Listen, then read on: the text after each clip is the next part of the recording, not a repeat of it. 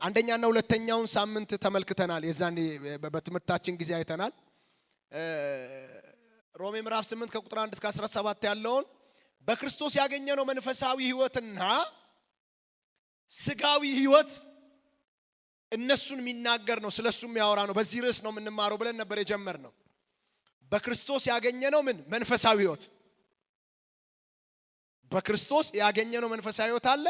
እንደገና ደግሞ ስጋዊ ህይወት አለ እና በክርስቶስ ስላገኘነው መንፈሳዊ ህይወትና ስለ ስጋዊ ህይወት ነው ሮሜ ምዕራፍ 8 ከቁጥር 1 እስከ 17 የሚናገረው ብለን ይሄንን ክፍል አንብበን ነበር የጀመርነው። ስለዚህ ዛሬ ቁጥር በቁጥር እያነበብን እየተማርን እንቀጥላለን። ከሶስተኛው ነው ዛሬ የምንጀምረው። ከሮሜ ምዕራፍ 8 ከቁጥር 9 እስከ 11 ያለውን ሶስተኛ በሉና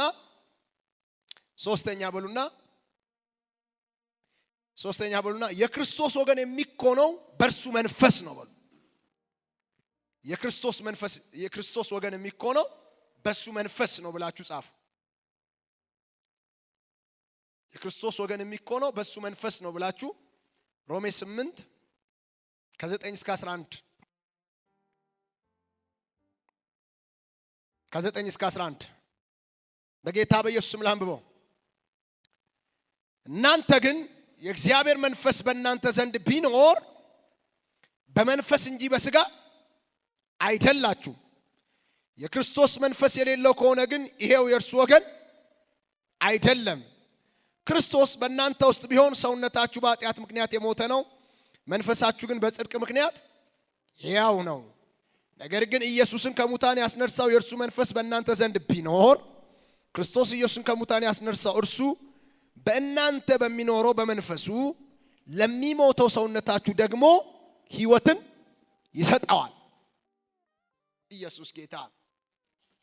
የክርስቶስ ወገን የሚኮነው በምንድን ነው? በእርሱ መንፈስ ነው።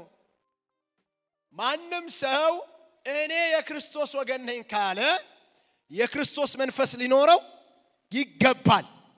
የክርስቶስ መንፈስ የሌለው የክርስቶስ ወገን ሊሆን አይችልም። ኢየሱስ ጌታ። ቁጥር 9 ላይ ምን አለ? እናንተ ግን የእግዚአብሔር መንፈስ በእናንተ ዘንድ ቢኖር በመንፈስ እንጂ በስጋ አይደላችሁም ብሎ የክርስቶስ መንፈስ የሌለው ከሆነ ግን ይኸው የእርሱ ወገን አይደለም። እዚህ ቦታ ላይ አይታችሁ ከሆነ አንድ ሌላው የምናስተውለው ነገር መንፈስ ቅዱስን የእግዚአብሔር መንፈስ ይለዋል፣ ከዛስ የክርስቶስ መንፈስ ይለዋል። ሃሌሉያ። አይታችኋል። ቁጥር 9 ላይ እናንተ ግን የእግዚአብሔር መንፈስ በእናንተ ዘንድ ቢኖር ይለዋል። የማን መንፈስ? የእግዚአብሔር መንፈስ በእናንተ ዘንድ ቢኖር ይለውና ከዛ በኋላ እዛው ቁጥር 9 ላይ ከታች ምን ይላል? የክርስቶስ መንፈስ የሌለው ከሆነ ይሄ እርሱ ወገን አይደለም ይላል። የክርስቶስ መንፈስ ሲልና የእግዚአብሔር መንፈስ ሲል ስለ ሁለት የተለያዩ ነገሮች እያወራ ሳይሆን ስለ እግዚአብሔር መንፈስ እያወራ ነው። መንፈስ ቅዱስ የክርስቶስ መንፈስ ተብሎ ተጠርቷል። የእግዚአብሔር መንፈስ ተብሎ ተጠርቷል። ሃሌሉያ። አረ ሃሌሉያ። እሱ ከሥላሴ አካል አንዱ የሆነ ልክ በሥላሴ ስራ ውስጥ ኢየሱስ ራሱን እንደሰጠን አብ ደግሞ ልጁ ኢየሱስን እንደሰጠን መንፈስ ቅዱስ ደግሞ ኢየሱስ ክርስቶስ የማዳን ስራ ሲሰራ በነበረበት ሰዓት ላይ እርሱ ላይ በመውረድ የእርሱን ተልእኮ እንዲፈጽም በማድረግ ኢየሱስ ክርስቶስ ካረገ በኋላ ደግሞ ለቤተ ክርስቲያን እንደ ስጦታ በመሰጠት አሁን ቤተ ክርስቲያንን እየመራ እያጽናና እያነጸ ለበጉ ሰርግ እያዘጋጀን ሃሌሉያ። ወይ ደግሞ ለመጨረሻው ዘመን ነቀፋ የሌለባት ነውር የሌለባት እንድትሆን ቤተ ክርስቲያንን እየሞሻሸረ እያበጃጀ አቅም እየሰጠ ስትደክም እያበረታ ስትወድቅ እያነሳ እያጸና የሚያስቀጥላት መንፈስ ቅዱስ ነው። ኢየሱስ ጌታ። አሁን ምን አለ? ይሄ መንፈስ የሌለው ሰው የክርስቶስ ወገን ሊሆን አይችልም። ምናልባት ሃይማኖተኛ ሊሆን ይችላል፣ እኔ በጌታ ነኝ ሊልም ይችላል፣ በክርስቶስ አምኛለሁም ሊል ይችላል፣ የሆኑ መንፈሳዊ ቋንቋዎች ሊናገር ይችላል። ግን ደግሞ የሱ መንፈስ የሌለው የሱ ወገን ሊሆን አይችልም። ሃሌሉያ። ከዛ አንድ በጣም የሚናገረው ነገር ምንድነው? እዚህ ጋር ልናስተውል ሌላው የሚገባው ክርስቶስ በእናንተ ውስጥ ቢሆን ሰውነታችሁ በኃጢአት ምክንያት የሞተ ነው፣ መንፈሳችሁ ግን በጽድቅ ምክንያት ያው ነው። ነገር ግን ኢየሱስን ከሙታን ያስነሳው፣ ይሄ ቃል እንዴት ደስ እንደሚለኝ! ኢየሱስን ከሙታን ያስነሳው የእርሱ መንፈስ በእናንተ ዘንድ ቢኖር፣ ክርስቶስ ኢየሱስን ከሙታን ያስነሳው እርሱ በእናንተ በሚኖረው በመንፈሱ ለሚሞተው ሰውነታችሁ ደግሞ ሕይወትን ይሰጠዋል። ሃሌሉያ! ኢየሱስን ከሙታን ያስነሳው ያ መንፈስ። ሃሌሉያ! ኢየሱስን ከሙታን ያስነሳው ማን ነው አለ? ያ መንፈስ ነው። ኢየሱስን ከሙታን ያስነሳው መንፈስ ቅዱስ ነው። ሃሌሉያ! በሌላ ቦታ ላይ ሲጠራው ምን ብሎ ጠራው? የትንሣኤ መንፈስ ይለዋል። ሃሌሉያ! ኢየሱስን ከሙታን ያስነሳ ያ የትንሣኤ መንፈስ በእናንተ ቢኖር፣ ሃሌሉያ! መንፈስ ቅዱስ የእግዚአብሔር መንፈስ ነው። የክርስቶስ መንፈስ ነው። የትንሣኤ መንፈስ ነው። ሃሌሉያ! ኢየሱስን ከሙታን ያስነሳን እና እርሱ መንፈስ በእናንተ ዘንድ ካለ ይላል። እርሱ መንፈስ በእናንተ ዘንድ ካለ፣ ሃሌሉያ! ደስ አይልም? ኢየሱስን ከሙታን ያስነሳ ሕያው መንፈስ መለኮት የሆነ መንፈስ ቅዱስ እሱ በእናንተ ዘንድ ካለ ለሚሞተው ሰውነታችሁ ሕይወትን ምን ይለዋል? ይሰጠዋል። ለሚሞተው ምናችሁ ሰውነታችሁ ምንን ይሰጠዋል? ሕይወት ይሰጠዋል።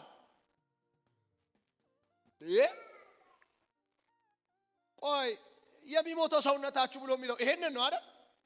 አይደል? ይሄ አካላችን ለሚሞተው ሰውነታችሁ ይለናል። ለሚሞተው ሰውነታችሁ ሕይወትን ይሰጠዋል። ታዲያ ለሚሞተው ሰውነታችሁ ሕይወትን ይሰጠዋል ሲል ይሄ ሰውነታችሁ አይሞትም ነው እንዴ? ሃሌሉያ! ኢየሱስ ክርስቶስ ጌታ። ለሚሞተው ሰውነታችሁ ሕይወትን ይሰጠዋል። ምንን ይሰጠዋል? ሕይወት። ምን አይነት ሕይወት? የትንሣኤን ሕይወት። ሃሌሉያ! ተነጋግረን የለ በባለፈው ክፍል አንድ ቀን መነጠቅ የሚባለው ምዕራፍ ሲጀምር ይሄ የሚበሰብሰው አካል የማይበሰብሰው ምን ይላል ብለናል? ይለብሳል። እናንተ ግን ሰሞኑን በጠቅላላ ማለት ይሄ ስለ መነጠቅ እያወራው ግዴላችሁም። ሰሞኑን ልንነጠቅ ነው መሰለኝ። ይሄው በጌታ ኢየሱስ ፊት ነው የምነግራችሁ አይደል? አዳማ ኮንፈረንስ እያገለገልኩ ስለ መነጠቅ ነው ያገለገልኩት ኮንፈረንስ ላይ። ሃሌሉያ! ኮንፈረንስ ላይ ጌታ የሰጠኝ ቃል ከንጥቀት ጋር የተያያዘ ነበረ እና ዝም ብሎ ንጥቀት ውስጥ ይመጣል። በጣም ንጥቀት ውስጥ ይመጣል። ትዘጋጁ ይሻላል። ትዘጋጁ። ሃሌሉያ! አይ እንዲሁ ሳስበው እንዲሁ ልንወሰድ ነው መሰለኝ። አይ እኔ መነጠቅ ብዙ ችግር የለብኝም ባልነጠቅም የሚል ሰው ካለ መብቱ ነው። ልብሴን መውሰድ ይችላል። ቤት ያለ ዕቃዎቼን በጠቅላላ መውሰድ ይችላል። እንዳለ መውሰድ ይችላል። ቤቴን እንዳለ ሙሉ መውረስ ይችላል። ዕቃ ያለኝን ንብረት እንዳለ መውሰድ ይችላል። ሰጥቼዋል። ኢየሱስ ያድናል። ሃሌሉያ! እኔ አምናለሁ፣ በኢየሱስ ስም አምናለሁ። ይሄን ድምጽ የሚሰማ አንድም ሰው ከመነጠቅ አይቀርም። እስቲ በድምጹና አሜን በሉ። እስቲ ከመነጠቅ አይቀርም አንድም ሰው። አሜን ነው። እና ምን ሲደጋገምብኝ እኔ ራሴ በቃ ማሰብ ጀመርኩ። እና ምንድነው ለሚሞተው ሰውነታችሁ ምን ይሰጠዋል? ሕይወት ይሰጠዋል። ያ መንፈስ ለሚሞተው ለዚህ ሰውነታችሁ ምን ይሰጣል? ሕይወት ይሰጣል። ባይዘዌ አሁን በእኔና በእናንተ ውስጥ መንፈስ ቅዱስ አለ አይደል? የእግዚአብሔር መንፈስ አለ። እኔና እናንተ የእግዚአብሔር ቤተ መቅደሶች ነን። የመንፈስ ቅዱስ ማደሪያዎች ነን። ይሄ በእኔና በእናንተ ውስጥ ያለው መንፈስ ዛሬ ክርስቶስን እንድንኖር የእግዚአብሔርን ቃል በሕይወታችን ላይ እየገለጥን እያሳየን እንድንመላለስ ይረዳናል፣ ያግዘናል፣ አቅም ይሆነናል። ክርስቶስን በእኛ ያበራዋል፣ ይገልጠዋል፣ ያሳየዋል። ጽድቅን እንድንሰራ እውነትን እንድንኖር ያደርገናል። ዛሬ መነጠቅ ግን ሲጀምር ይሄው መንፈስ ይሄንን የሚበሰብሰውን ወደማይበሰብስ አካልነት ይቀይረዋል። ከዛስ ጌታን ለመቀበል በአየር እንነጠቃለን። ምን እንላለን? እንነጠቃለን። የኔና ተያትና እሷን ተያትና አንቺ ቁጭ በትጫወት ምናምን ትያት በቃ አንቺ ቁጭ በይና አንቺ አምልኪ አንቺን አትውሰድሽ እሷ ኢየሱስ ጌታ እና ምን ያደርጋል ይወስደናል እኛን ምን አይነት የታደልን ማለት ምን ያክል የታደልን እንደሆንን እስቲ ያስቡት ለዛ ነው እኮ ጳውሎስ ተስፋ እንደሌላቸው ሰዎች እንዳታዝኑ ስላንቀላፉት ራሱ አለ በክርስቶስ ሆኖ ስላንቀላፉት እንደ ጠፋ አስባችሁ እንዳታዝኑ አለ እንዴ አለ የዛኔ እኮ አለ እግዚአብሔር ከክርስቶስ ጋር ምን ያረጋቸዋል አለ ያመጣቸዋል እነዛ የቀበርናቸው እግዚአብሔር ከማ ጋር ያመጣቸዋል እንደውም ልንገራቸው አንድ ነገር ማለት ነው ቀድሞውን የሚነሱት እነሱ ናቸው እኛ በህይወት ያለን የሞቱትን ምን አንል ማለት አንቀድምም የዛኔ ልክ ንጥቀት ሲጀምር ቀድሞውን ሰምተው ሚሉት እነሱ ናቸው ከዛስ ቀጥሎ እኛ በህይወት ያለን ይሄ የኛው አካል የትንሳኤውን አካል ይለብስና ሃሌሉያ ዳነ ማለት ነው ስጋችን ዳነ ባይዘው ይሄ ሰውነታችን ደህንነት የሚያገኘው ትንሳኤ ላይ ነው መቼም አይድንም እኮ ይሄ ድኖ የሚያልቅ መሰላችሁ የሆነ ሰዓት ብቅ ይልበታል እኮ የሆነ ነገር ምን ይሏል ብቻ የሆነ የሚዋጋው ነገር እኮ አለ አንድ ቀን ግን አለ ሙሉ ለሙሉ የሚድንበት ሃሌሉያ የዛን ቀን ይድናል በቃ የትንሳኤ አካል ይለብሳል ኢየሱስ ያድናል ከዛ በኋላ እንዲያርግ የለም በቃ ሌላ ነገር እንዳለ ራሱ አያውቅም ከዛ በኋላ ጌታን ከማምለክ እግዚአብሔርን ከማምለክ ምናምን ውጪ ሌላ ነገር እንዳለ አያውቅም የትንሳኤ አካል ሲለብስ እና እሱን ነው የሚናገረው አራተኛ በሉና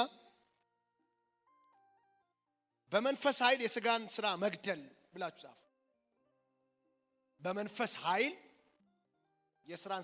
የስጋን ስራ መግደል ሮሜ 8 ከ12 እስከ 13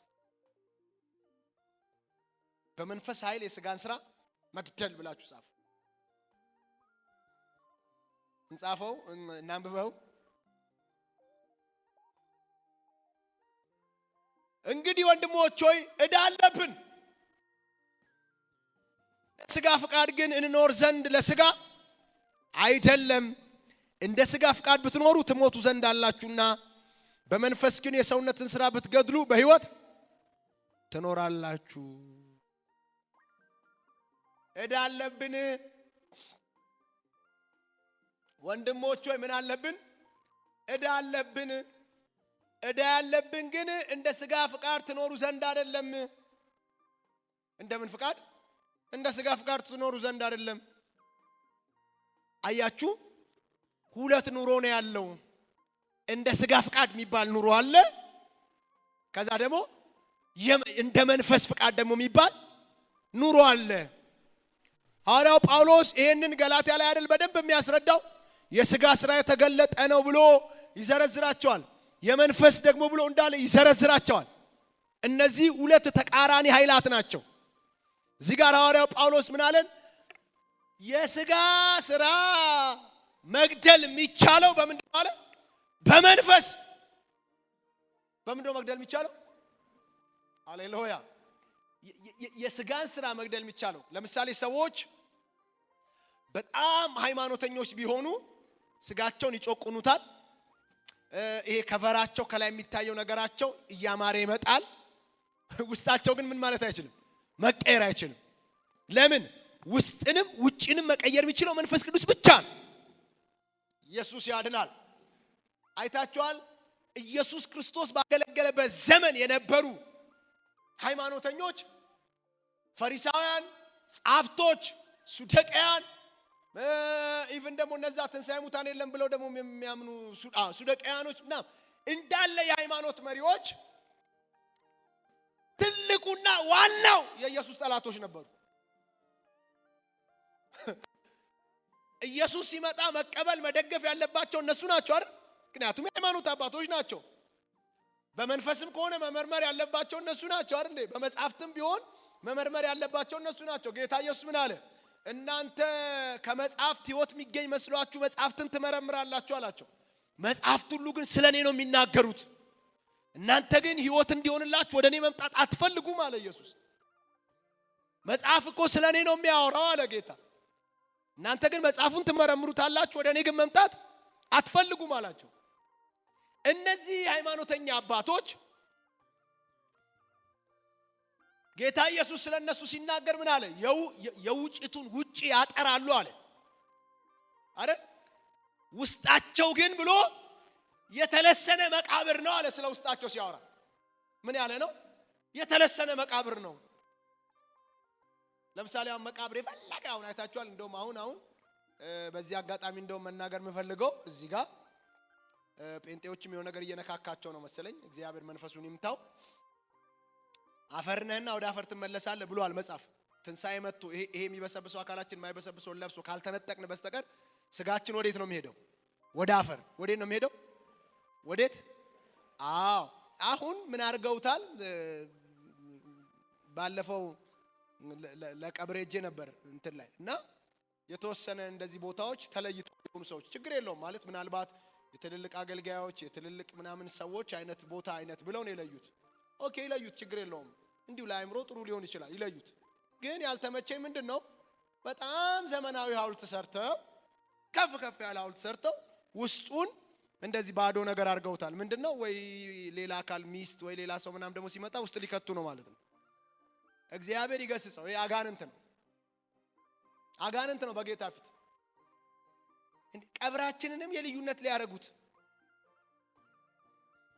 ይሄ ስጋችን ወደ አፈር መመለስ አለበት። እኔ ያው ማለት ገና ከዚህ በኋላ በጣም ብዙ አመት እኖራለሁ ጌታ ካልመጣ ብዬ ነው እንጂ ተናግሬ ነው የምሞተው። በስርዓት አፈር መግባት አለብኝ። ምን እንትን ማለት ነው። እና አየሁትና ኦኬ ነገ ደግሞ እነዚህ ሰዎች ቤት ሊሰሩ ነው ማለት ነው፣ ሊገነቡ ነው እንደዚህ ወደ ላይ። ምክንያቱም ሌላ ቦታ ደግሞ ለቀብር ሄጄ ሌላ ቦታ ምን አይቻሉ ቤት አየሁ። ቤት ይሄው በማመልከው ጌታ ፊት ነው የምነግራችሁ። ቤት ዘመናዊ ቤት አየሁ። ዘመናዊ ቤት ማለት የምር ቤት ማለት ነው። ቤት ምን መብራት እንትን ያለው ምናምን ቤት እና ማን ነው የሚኖርበት ምናምን ስል ሬሳ። እንደሱ አይነት ነገር ለማምጣት ነው ሂደቱ ይመስለኛል። እንደሱ አይነት ነገር ለማድረግ ነው ሂደቱ። አይከብርበትም ጌታ አይከብርበትም። አፈር ወደ አፈር መመለስ አለበት። ከዛስ እንዴ እኛ እኮ አፈርን ወደ አፈር መልሰን ነገ በትንሣኤ አካል የሚነሳ ሰው ነው ያስቀመጥነው እዛ ቦታ ላይ ያኖር ነው። የተለየ ነገር ምናምን የተለየ ግብግብ አያስፈልገውም። ኢየሱስ ያድናል። ሃሌሉያ ሃሌሉያ። ግን መጽሐፍ ምንድነው የሚናገረው? ይሄ የሥጋ ስራ አያችሁ አልፎ ሰውየው ከሞተ በኋላ እንኳን ይታገሏል። ከሞትኩ በኋላ ባካችሁ እንትን አርጉልኝ እንትን እንደዚህ እንትን ላይ አስቀምጡኝ ምን ይላል? እዚህ ድረስ ይታገላል ሥጋ። የሥጋን ስራ መግደል የሚቻለው በምንድነው አለ? በመንፈስ። ሃሌሉያ። በምን? በመንፈስ። እስቲ እንደዚህ አስተውላችሁ ታውቃላችሁ? ዝም ብላችሁ የሆነ ሰሞን ጾም ጸሎት ምናምን ጸሎት ስታበዙ ቸርች ሃሌሉያ ጌታ ይባረክ ምናምን ስትሉ መጽሐፍ ቅዱስ ስታነቡ ምናምን ቸርች እንትን ስትሉ ሁሉ ብዙ ነገር ይደብራችኋል፣ ይቀልባችኋል፣ የሆነ ነገር ያስጠላችኋል። በቃ የምትፈልጉት መንፈሳዊ ነገር የምትፈልጉት በቃ ጌታ ነው።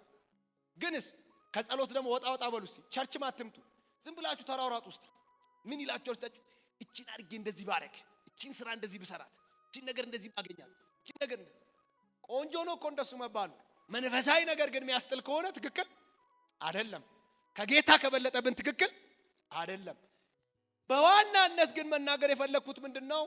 የመንፈስ ስራ የሚገደለው የሥጋ ስራ የሚገደለው ሃይማኖታዊ ስርዓት በመፈጸም ሳይሆን በመንፈስ በመሆን ነው። ጌታ ኢየሱስ የተለሰናችሁ መቃብሮች ናችሁ አላቸው እነዛን ሃይማኖት አባቶች። ለምን? ውስጣችሁ አላቸው ቅሚያ ሞልቷል አላቸው፣ አመጽ ሞልቷል፣ ነፍሰ ገዳይነት ሞልቷል አላቸው። እነዛን ሃይማኖት አባቶች እኮ ውስጣቸውን ሲያዩ ላያቸው ያምራል፣ ላያቸው የተለሰነ ነው፣ ላያቸው ቆንጆ ነው። ውስጣቸው ግን ምን ያለ ነው? አመጽና ቅሚያ የተሞላበት። ለምንድን እንደሱ የሆነው? ውስጣቸው መንፈስ ቅዱስ ስለሌለ። ኢየሱስ ጌታ ነው። ሰውን በትክክል መቀየር የሚችለው የእግዚአብሔር መንፈስ ብቻ ነው። ሰውን በትክክል ማደስ የሚችለው እግዚአብሔር መንፈስ ብቻ ነው። ለምሳሌ ይሄን ቤት ባለሙያ ያድሰዋል፣ ቀለሙን ይቀይረዋል። በስማም ሲቀባ አቤት ተቀባ እኮ አይገርም? እንዴት እንደሚያምር አሁን ይባላል ሲቀባ።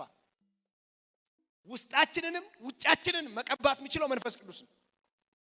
እኛ ላይ ያሉ የሥጋ ስራዎች መሞት የሚችሉት በመንፈስ ቅዱስ ኃይል ብቻ ነው፣ በጥረታችን አይደለም። ብዙ ነገር አቅቷችሁ ያውቅ?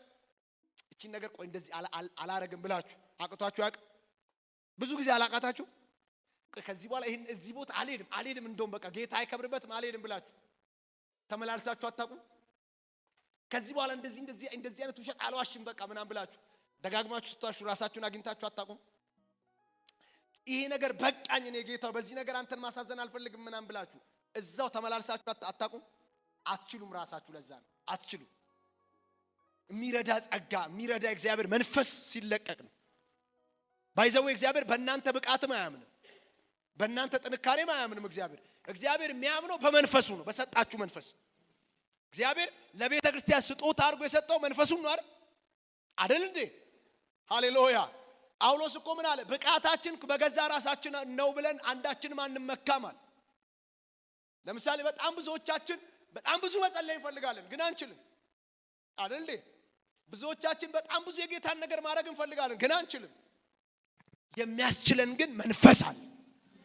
ሃሌሉያ። እኔና እናንተ እግዚአብሔር የሚፈልገው ፍቃዳችን እንድንሰጠው ብቻ። አልቻልኩም፣ ይሄን ነገር አልቻልኩም፣ አንሳው ከላይ ላይ። መቼ እንዳነሳው ሳታውቁ እንዴት እንዳነሳው ሳታውቁ ተነስቷል። አይገርም? ጌታ ለውጠኝ ብላችሁ በጌታ ፊት በቃ ራሳችሁን ታቀርባላችሁ። ከዛ መቼ እንደለወጣችሁ አታውቁም፣ መቼ እንደተቀየራችሁ አታውቁም። ተቀይራችሁ ራሳችሁን ታገኛላችሁ። ሃሌሉያ።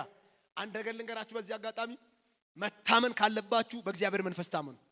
መደገፍ ካለባችሁ በእግዚአብሔር መንፈስ ተደገፉ። ሃሌሉያ። ራሳችሁን መስጠት ካለባችሁ ለእግዚአብሔር መንፈስ ራሳችሁን ስጡ። መመላለስ ካለባችሁ በመንፈስ ተመላለሱ። መኖር ካለባችሁ በመንፈስ ኑሩ። ድል የምናየው ክርስትናን ጣዕሙንና ኃይሉን የምናየው በዚህ ህይወት ውስጥ ነው። ኢየሱስ ጌታ ሲበደብጩና አሜን በሉኛ። ስለዚህ ምን አለ ሐዋርያው ጳውሎስ? በመንፈስ የሥጋን ሥራ ግደሉ አይደል? እንግዲህ ወንድሞች ዕዳ አለብን፣ እንደ ሥጋ ፍቃድ ግን እንኖር ዘንድ ለሥጋ አይደለም። እንደ ሥጋ ፍቃድ ብትኖሩ ምን ትላላችሁ?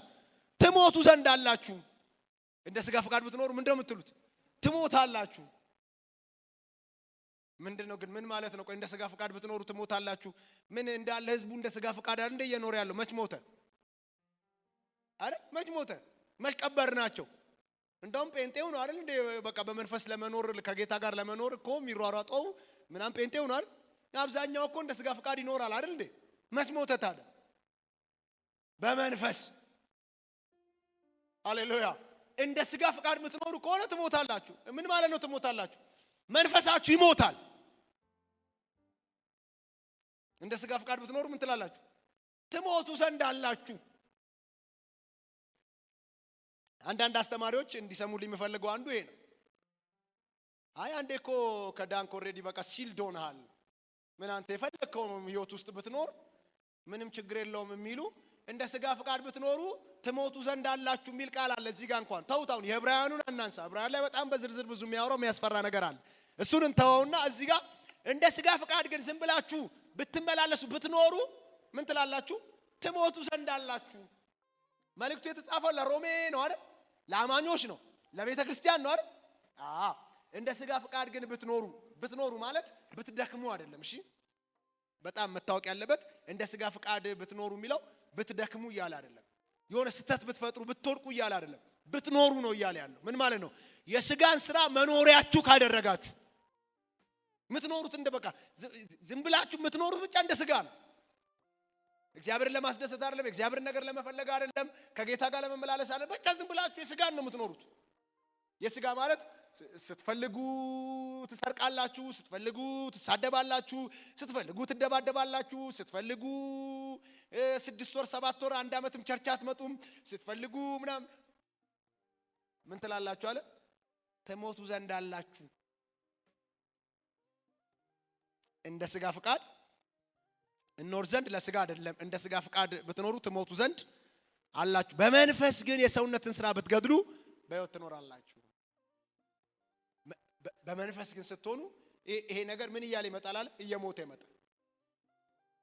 ዛሬ ሲሞት ነገ ሲሞት መጨረሻ ላይ ይሞታል። ጌታ የተባረከ ይሁን።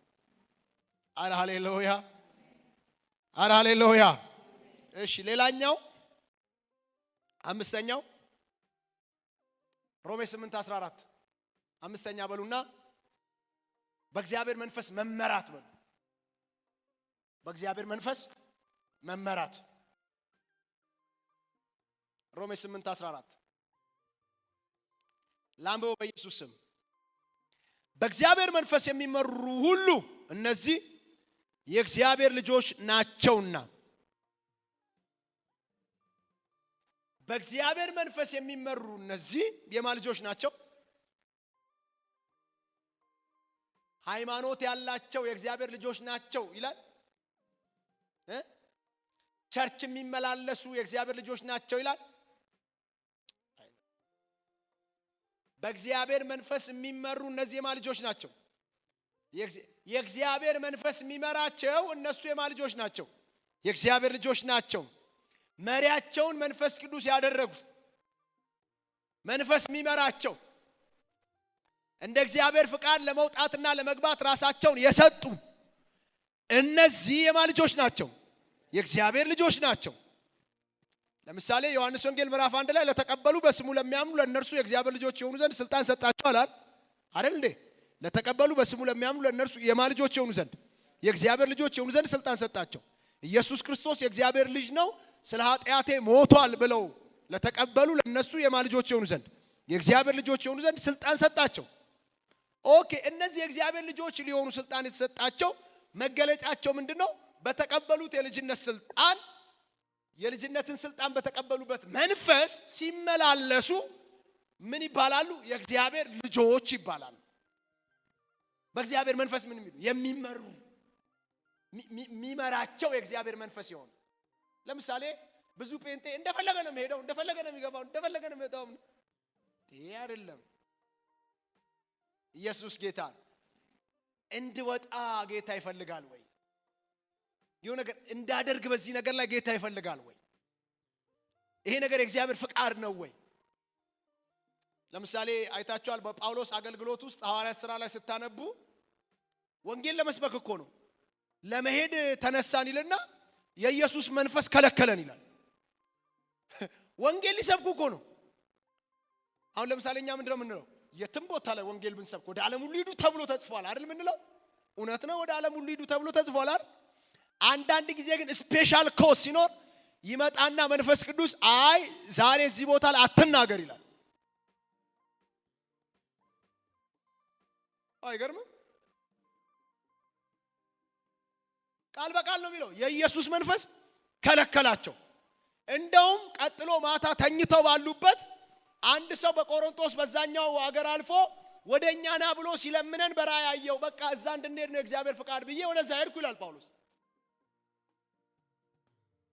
አያችሁ፣ እዛ ቦታ ላይ ለምሳሌ ቢሰብክ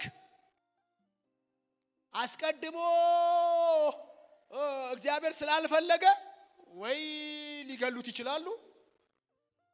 ቀጣይ ብዙ ስራዎች መስራት ያለበት ሰው የሆነ ቦታ ላይ ሊጨነግፍ ይችላል። ብቻ ግን ተው፣ ምክንያቱ አልተጻፈልንም ማለት ግን በቃ የኢየሱስ መንፈስ ግን ከለከላችሁ፣ አትስበኩ አላችሁ። በእግዚአብሔር መንፈስ ስንመራ ብቻ ነው ይሄንን ማግኘት ምን ችሏል። ኢየሱስ ጌታ ሃሌሉያ! አረ ሃሌሉያ! እንዴ እኔ እኮ ምን ገጥሞኛል? ስንት ዓመት በትዳር ከኖረ በኋላ ስንት ዓመት በትዳር ከኖረ በኋላ ኦሬዲ ምናምን ሁለት ዲጂት ማለት ነው። ሁለት ዲጂት ማለት 10 ቤት በትዳር ከኖረ በኋላ ሲጀመር ይሄ ትዳር የጌታ ፍቃድ አልመሰለኝም። አረ ነው እንዴ 10 ምናምን ዓመት ጌታን እኮ ነው የምላችሁ። በትክክል ይሄ ማለት ለእንትን አይደለም፣ በገዛ ጆሮዬ ማለት ነው። እኔ ደግሞ ጌታ ይባርከኝ። አልመሰለም? አዎ ባይመስልም ኑር። ከ10 ምናምን ዓመት በኋላ ምንድነው የጌታ መመራት የነበረበት ጊዜው መቼ አለፈ? ድሮ የቱ ጋር ገና እጮኝነት ላይ እያለ ምን አለ አለፈ። ለምሳሌ እኮ ልናጋባ መድረክ ላይ ጠርተን አይደል እንዴ? መድረክ ላይ እኮ አቁመን ይሄ ባጠገቤ የቆመውን እንትናን በመከራም በችግርም አብሬው ልኖር እንትልል እንደ ታማኝ እንደ ክርስቲያን ሚስት ልገዛለት እንትልለው አብሬው ልኖር ቃል ገባለሁ ወይ? ቃል ገባለሁ። ጨረስን የሷን ነገር። ከዛ በኋላ የጌታ ፍቃድ አይደለም ብትል አብረንም ቢሆን እንደዚህ አስረን እንልካታለን እንጂ አይቻልም። በቃ እዛ ላይ ግን መድረክ ላይ ቆማ አብሬው ልኖር እንትልል ቃል ገባለሁ በስ አልገባም። ምን ነው? አይ እኔ እንደውም በቃ አላመንኩበትም። እኔ እዚህ መድረክ እስከመጣ ድረስ ነው እንደውም በቃ አብሬው ልምጣ ያልኩት እንጂ እኔ በቃ አላመንኩበት። አላመንሽበትም? ኧረ እባክሽ አላመንሽበትም። ይሄን ሰውዬ አላመንሽበትም። እና በፍጹም ከሱ ጋር መኖር አፈልግ። አሁን ከሱ ጋር ራሱ መኖር ሳስብ የሆነ ተራራ ላይ ይከመራል። ኧረ እባክሽ ተራራም አለው። በቃ ይኸው በሩ በዚህ ነው ውጪ። ሰርግ ተደግሷል፣ ወጪ ወጥቷል። አያገባን፣ እኛ አያገባንም። ሰርጉን ይጨርሱ እነሱ በሚጨርሱበት ጨርሱ። ከፈለጉ ሄደው ሰርጉን አብረው መብላት ይችላሉ። የጠሩትንም ሰው ደግሰው ማብላት ይችላሉ። እሱ የኛ ድርሻ ነው። የኛ ድርሻ እዚህ ጋር ያለውን ነገር ለምን መሰላችሁ? ቤተ ክርስቲያን እዚህ እኔና እናንተ የምናደርገው የትኛውም ስርዓት ሰማይ ይደረጋል። በዚህ ሰዓት ኢየሱስ ጌታ። አንድ ሰባኪ እንደውም ምን አለ? በጣም እንደውም ያስደነገጠኝ ነገር ልንገራችሁ። መድረክ ላይ በጣም በቃ ለቃል እንኳን መጠንቀቅ ያለብን ብዬ ያሰብኩትን እየሰበኩ አለ። እንደዚህ እየሰበኩ አለ። ፊት አንድ ሰው እንደዚህ ፊት ቁጭ ብሏል አለ እና አለ እንዲህ ብሎ ቀርቷል አለ እና አለ እኔ እየተበሳጨውላ በመሃል አለ ወደ እኔ አያይም ወይ አሜን አይለኝም ወይ? ንቀት ነው። ትምህርቴን አልተቀበለም። እሺ ለምን ፊት ተቀመጠላለሁ አለ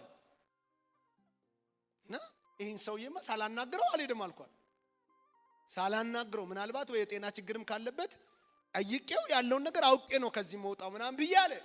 የእውነቴን አለ በቃ ተናድጄ በቃ እሱን ማየት ተውኩ አለ። ምክንያቱም ከመንፈስ እያወጣኝ አለ ሳያው እሱ እና ከዛ አለ እሱን ማየት ትቼ አገልግዬ ጨረስኩና አለ ገና እንደ ጨረስኩ አለ ለቀጣዩ ሰው ሰጠውና አለ ለሚጸልይ ሰው ሰጥቼ አለ እንዳያመልጠኝ ሄድኩና እዛው ጋር ቁጭ አልኳል። ከዛ ልክ ጉባኤ ሲያልቅ አለ ያስኩታል። ናስቲ ወንድሜ እኔ ለክፋትም አይደለም ግን ምክንያቱን እንድታስረዳ ይፈልጋል። ምንድነው ችግሩ? ቀና ብለን የቀረው ወደ ላይ ነው የምታየው እንደዚህ አንጋጠ ምንድነው ችግር አልኩት አለ። የእውነት ነው የምላችሁ ይሄን ሰባኪው ራሱ ያወራ ነው የሰማሁት። ኧረ እኔማ እኮ ዛሬ በቃ ተደንቄ ቀረው። ለምን? አንተ የምትናገረውን እያንዳንዱን ነገር እላይ ይጽፋል ስለዋል ይጽፋል። ምሰብከውን ይጽፋል በትልቅ መዝገብ አለ። እያንዳንዱን አፍን እየተከተለ ይጽፋል እና እያየሁት እንዴ ስብከት ይመዘገባል ማለት ነው ይጻፋል ማለት ነው እያልኩኝ እየተደነቅኩ አጻጻፉ አለ ስክሪፕቷ ምን እንደሚያክል የእንትኑ የመዝገቡ ትልቅነት ያንን ነገር የሚጽፈው መልአክ ግዝፍና እሱን እያየሁ በጣም እየተደነቅኩ እኮ ነበረ። ይቅርታ እንትን አልኩ እንዴ ሲለኝ አለ ክው አልኳል። ወይኔ ጉዶኛለሁ። ስንት ዘመን ዘባርቄ ምናምን አልኳል። ኢየሱስ ያድናል። ሃሌሉያ።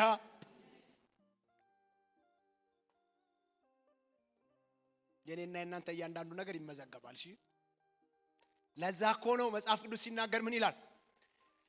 ለምትናገሩት ለእያንዳንዱ ነገር ይልና በመጨረሻው ጊዜ መልስ ትሰጡበታላችሁ ይላል። መቼ? ቆይ ግን እንደዚህ ግን አታስቡ። ባለ አእምሮ አይደለን? ባለ አእምሮ ነን እኮ ባይዘው መጽሐፍ ቅዱስ ራሱ ደስ ይላል ስለኛ አእምሮ የሚናገረው። የሰው ዕውቀት በእግዚአብሔር ሐሳብ ላይ ከፍ ብሎ የሚነሳ ይላል። የሰው ዕውቀት እኮ ይሄ ሰው ዕውቀት በእግዚአብሔር ሐሳብ ላይ ምን ይላል? ከፍ ብሎ ይነሳል በእግዚአብሔር ሐሳብ ላይ። እና እኔ አንዳንዴ ምን አስባለሁ መሰላችሁ? እንዴ ቆይ እኔ ለምሳሌ ከልጅነቴ ጀምሮ ለምሳሌ እኔ ያው ጌታ ካልመጣ ያው 80 ምናምን እኖራለሁ። ግን ያው አይኔ ሳይፈዝ ጉልበቴ ምናምን ሳይደክም ነው የምሄደው። ይሄ ምናምን ሌላውን አልፈልግም። እና ለምሳሌ 80 ምናምን እኖራለሁ። እኔ 80 ምናምን ዓመት እንዴ ያወራሁትን በጠቅላላውን እግዚአብሔር መዝግቦ ላለሁ። እንደው ራሱ ይሄንን የሚመዘግበው ለኔ ተመደበው መልአክ ምንኛ ተሰቃይቷል። ኢየሱስ ጌታ ስንቱን መዝግቡ እና ምን እላለሁ? ቆይ ግን እኔን አሁን ለብቻዬ ከልጅነቴ ጀምሮ የተናገርኩትን እግዚአብሔር በስንት ዓመት ራሱ ጠይቆኝ ሊጨርስ ነው እላለሁ በአይምሮዬ ነው። ከዛ ትዝ ሲለኝ እግዚአብሔር እኔን ሲናገረኝ ማቆይ ነቢያት ድምፅ አለ። ለምሳሌ ለሷ 30 ደቂቃ ምነግራትን በማይክሮ ሰከንድ ነው ለኔ የሚያሳየኝ እግዚአብሔር። በማይክሮ ሰከንድ ባይዘው እንደዚህ ነው ከነቢያት ድምፅ ብልጭ ነው የሚልላችሁ ስለሷ ቤቷም እንደሚመስል ህይወቷም እንደሚመስል የመጣችበት መንገድ ምናምን ብልጭ በሰከንድ። ከዛ ያ በሰከንድ ብልጭ ያለላችሁን ነገር 15 ደቂቃ 20 ደቂቃ ታወራላችሁ። ለዛ እኮ ነው አንዳንዴ ስክራች የሚሆነው ንግግሩ በሰውኛ ሲነገር ያ የበራው ነገር የመንፈስ ዓለም መብራት ስለሆነ በሰውኛ ቋንቋ ሲነገር የተወሰነ እንትን ሊል ይችላል። በተለይ ልምምዱ በጣም ካልጎላ በስተቀር ማለት ነው። እና ወዲያው ምን መጣልኝ መሰላችሁ? ይሄን እያሰብኩ እንዴ እግዚአብሔር ነው 80 ዓመት የተናገርኩት ይሄ ሁሉ ቢሊየን ህዝብ እስከዛሬ ድረስ ኖሮ የሞተን በጠቅላላ እግዚአብሔር እስኪጠይቅ ስንት ዘመን ይፈጃል ምናምን ብዬ አሰብኩና ወዲያው እኔን ለመጠየቅ ማይክሮ ሰከንድ እያንዳንዱን ቢሊየን ህዝብ ለመጠየቅ ማይክሮ ሰከንድ በቂ ነው። እግዚአብሔር ማይክሮ ሰከንድ ለኔ እንኳን ሰው ለሆንኩት እኮ የሷን ሚስጥር በሰከንድ ይገልጥልኛል እኮ በማይክሮ ሰከንድ ብልጭ ሲል። ከዛ ማታ እንደዚህ ነበራል፣ እንደዚህ አልቅሰሽ ነበራል፣ እንደዚህ ሆነሽ ነበራል፣ ህይወትሽ እንደዚህ ሆኖ ነበራል፣ ግራ ተጋብተሽ ነበራል፣ እግዚአብሔር እንደዚህ ይልሻል። ይሄን ሁሉ ማለት ነው ብልጭ በሚል እንትን እና ለኔ ሰው ለሆንኩት ራሱ በዚህ ደቂቃ ካበራልኝ እሱ መለኮት ነው። ኢየሱስ ያድናል። ሃሌሉያ። ልመለስ ብዙ እንዳላሰፋው በምን መመራት? በመንፈስ መመራት። ሃሌሉያ። አንድ ነገር ልንገራችሁማ በጌታ ፊት እዛ አያት አጥቢያ ላይ ፓስተሩ እየጸለየ ነበር ለ3 ቀን። ከዛ ለ3 ቀን እየጸለየ አርብ ቢሮ ደርሼ ስለምመጣ አለኝ ቁልፍ ሱቅ አስቀምጥልሃለሁ ታች አለኝ፣ የቸርች ቁልፍ። ኦኬ አልኩና ያው በቸርቹ በሱቁ በር ላይ ነው የማልፈው። ከዛ እየሄድኩ ሱቁ ጋር አቆሜ ቁልፍ ልጠይቅ ልቀበል ስል መንፈስ ቅዱስ አይ አልሄደም አለ ይለኛል። ከዛ ምን አልኩኝ? ስላሰብኩት የራሴ ድምጽ ነው እንዴ ምናምን አልኩና እኔ መኪና እንዳራስ አቆምኩና ዘጋግቼ ሄጄ እንደዚህ ቁልፍ ሰጥቷል? ኧረ አልሰጠኝም። አልሰጠኝም። ሶሪ ጌታ ሆይ ራሴ ነኝ ደቂቃ ላይ ጨመርኩት ብዬ መኪና ውስጥ ገብቼ አስነስቼ ሲሄድ አለሱ። አያችሁ ለደቂቃዎች እንኳን ለምሳሌ ለደቂቃዎች እንኳን እንዳትብላሉ አይ አልሰጠውም አለሱ ብሎ እንኳን ዝም ብላችሁ አልፋችሁ እንድትሄዱ ጭምር ይመራችኋል። ከሰማችሁት ይመራችኋል። ኢየሱስ ያድናል። መንፈስ ቅዱስ ይመራል በሉ እስኪ። ሌላው መንፈስ ቅዱስ እንዴት ይመራል? እንደዚህ ቃል ይመራል። እንዴት ይመራል? እንደዚህ ቃል ይመራል። ለምሳሌ አሁን ልታገባ ብላ አንቺ 10 ቤት ነው እድሜሽ ለምሳሌ አትሆን እሺ፣ ወይሷ ከፍ ያሉ ብቻ እድሜያቸው 20 ቤት ምናምን ይሆኑ። ምክንያቱም ለምሳሌ እንዲመቸኝ ነው። ጥሩ ለምሳሌ እሺ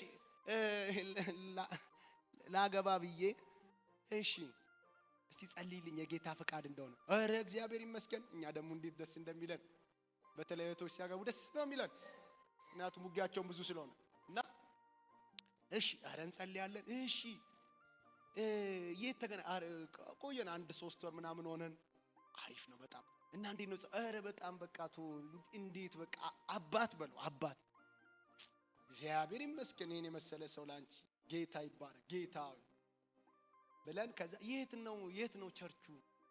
አይ ቸርች የለውም እና አይ በጌታ አይደለም ግን ጴንጤ አይቃወም ብታይ እኔ ራሴ ቸርች ሂጂ ነው የሚለኝ። ኦኬ እና የጌታ ፈቃድ እንደሆነ ልታቂ ነው ልታቂ እንደው አሁን መንፈሳዊ ሰው ሆኜ ነው እንጂ በጥፊ ብላት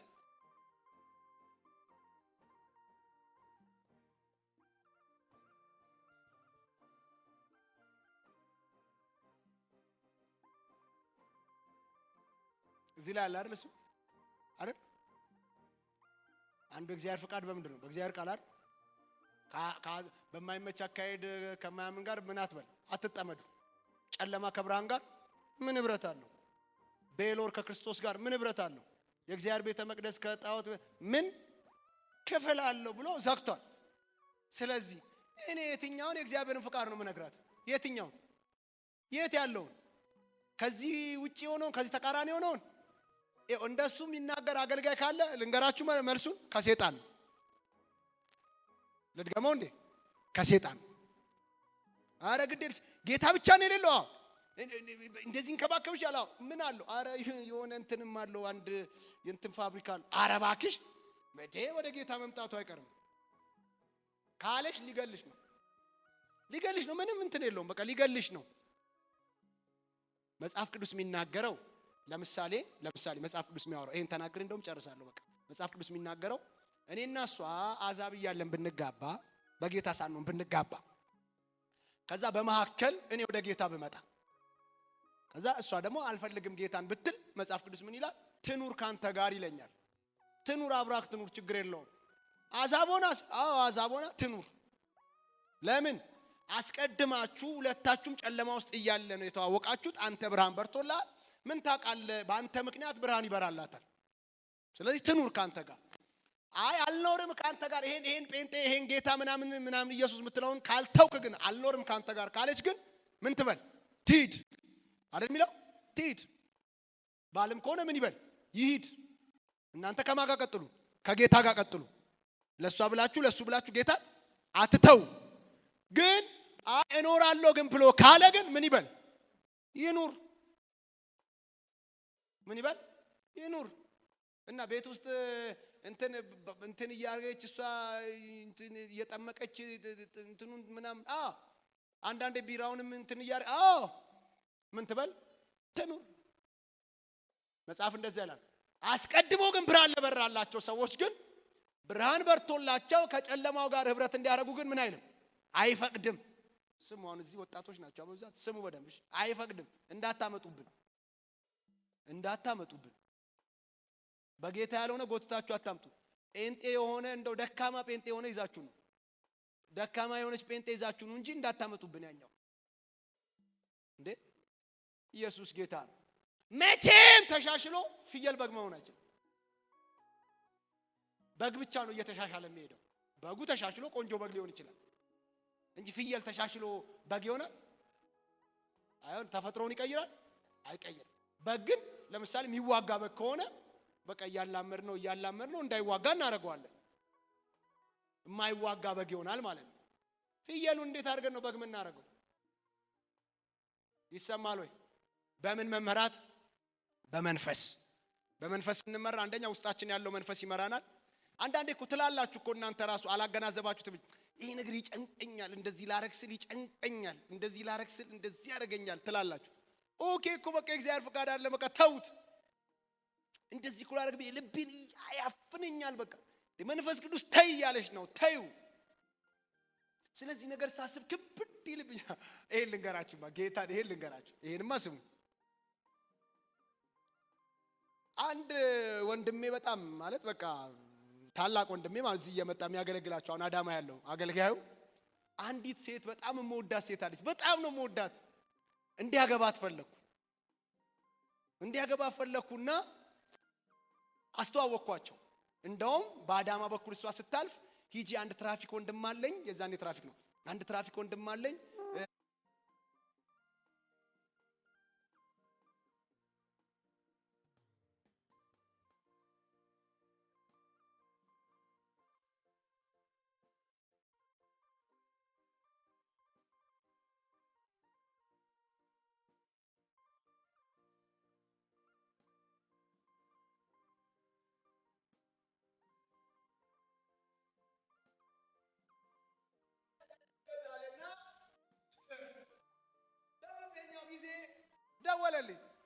ደወለ ከወር ምናምን በኋላ በዛኛው ጉዳይ እንዴት አረክ ያኛውን ጉዳይ አልኩት። ስለው እኔም እልሃለሁ እኔም በቃ ማለት አንተ ስለነገርከኝ ስለ ልጅቷ ማንነት ምናምን የእውነት በቃ ታሳዝነኛለች አለ። እሺ ስለው ስለ ትዳር ግን አለ እሷን ይዤ በጌታ ፊት ስንበረከክ አለ ክምር ታውቃለህ አለ። ክምር ላይ መጥቶ እንደዚህ ቁጭ ይላል አለ። በጌታ ፊት ነው የምላችሁ፣ ያለኝን ነው የምላችሁ። በጌታ ፊት ተራራ አለ፣ የሆነ ተራራ እንደዚህ መጥቶ አለ ላይ ቁጭ ይላል አለ። እና ብዙ ቀን አለ ቆይ ቀን እየቀየርኩ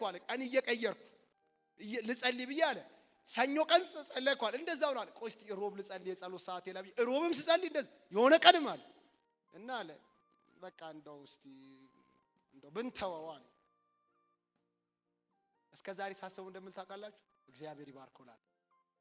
በኋላ ላይ እኮ ማለት ነው ስለሷ ሳቅ እኔ ራሴ ሳቅ ማለት ነው ክው ነው ያልኩት ክው። ይሄን ስላችሁ ግን ጴንጤ አይደለችም እያልኩ ግን አይደለም። ስፔሻል የሆኑ እንትኖች አሉ። እሺ ስፔሻል የሆኑ ኮዞች አሉ። ለምሳሌ አንድ ሰው ያላገባ ከሆነ ጴንጤ ከሆነ ያላገባች ከሆነች ጴንጤ ከሆነች ጓደኝነት ቢጀምሩ 80% ለትዳራቸው የእግዚአብሔር ፍቃድ ነው። ከዛም በላይ 80% 90% የእግዚአብሔር ፍቃድ ነው። በቃ ለትዳራቸው የእግዚአብሔር ፍቃድ ነው። ግንስ የቀረውን ግን በማናውቀው ልክ ቅድም ጳውሎስን ወንጌል አትስበክ ብሎ እንደከለከለው መንፈስ ቅዱስ በማናውቀው አይነት ኬዝ አልፈልገውም ይሄን ጥምረት ሊል ይችላል ጌታ አልፈልገውም ሊል ይችላል። በምን እናውቃለን ሲባል አንደኛው ለምሳሌ በጓደኝነት ውስጥ እያላችሁ ራሱ ጭንቀት ይጀምራችኋል፣ ሽብር ይጀምራችኋል፣ ምናምን ይጀምራችኋል። ይሄ የእግዚአብሔር ፍቃድ በጎና ደስ የሚያሰኝ ነው የሚለው ነገር ይቀራል ማለት ነው። መረበሽ መጨነቅ ምናምን እንደዚህ ትጀምራላችሁ። ከዛ ነገን ስታስቡ ከዛ ሰው ጋር ይረበሻል ዓለማችሁ። አንዱ እንደዛ እያለ እየገለጠ ይመጣል ጌታ። ሌላው ደግሞ በህልምም በራእይም በሚገባችሁ ቋንቋ እናንተን በሚገባችሁ ቋንቋ ይናገራል እግዚአብሔር። እንደሱ አስተውሉ። እሺ አሜን ነው። በቃ ቆመን እንጸልይ።